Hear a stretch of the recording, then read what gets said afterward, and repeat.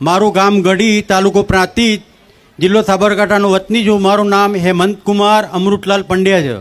મને આજીવન કારાવાસ પડેલી, જેમાં 23 વર્ષની સજા હતી મારી. અને મને જેલની અંદરથી 15 વર્ષની સજામાં મને 23 વર્ષની સજામાંથી બાદ કરીને મને બહાર કાઢ્યો આજે. અને મને એને એક નવું જીવન આપ્યું. અને અંદર રામમાળીની ચોપડીઓ અંદર આવી, અનેક પરિચયો થયા અને અનેક પ્રવચનો પણ સાંભળ્યા છે માતાજીના. અને અનેકવાર મેં વિડીયો ત્યાં આગળ પ્રસારિત કરી અને મને નવું જીવનદાન એક આ જ રીતે મળ્યું. અને આ છેલ્લા બે મહિનાથી હું બહાર છું.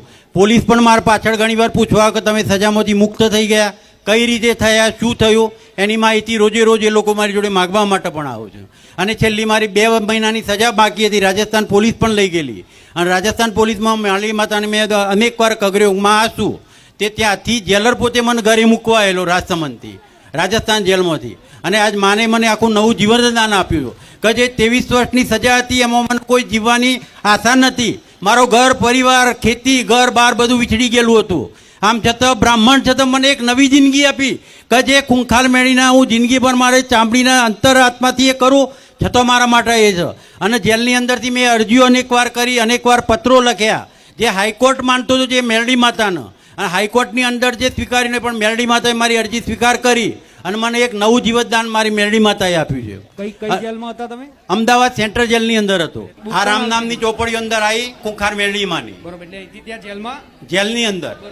અને એના પછી બારેજા ગામના મનીષભાઈ, એમના જોડે મારા પરિચય, બારેજા ગામના. પછી એમના જોડે મારા વાતચીત થઈ. પછી એમને કીધું કે તમે માતાનું નામ ચાલુ રાખો અને તમને માતાજી 100% લઈ જશે. અને છેલ્લે કોર્ટ પણ છૂટી ગઈ હતી મારી જોડે. મેં અંદરથી જે મેરડીમાની ચોપડી ઉપર જે મોબાઈલ નંબર આવ્યા ત્યાંથી મેં એનો કોન્ટેક કર્યો, અહીંયા સેવકોનો હકુભાઈ બે સેવકના અહીંયા કોન્ટેક કર્યા. પછી એમને કીધું કે જે તમારી કાર્યવાહી ચાલુ કરો, માતાજી તમારી શ્રદ્ધા જરૂર પૂરી કરશે. સેન્ટ્રલ જેલમાં રહી રામ નામ જાપ કર્યા. હા. અને એમાં તમારે કઈ સજા થઈ હતી?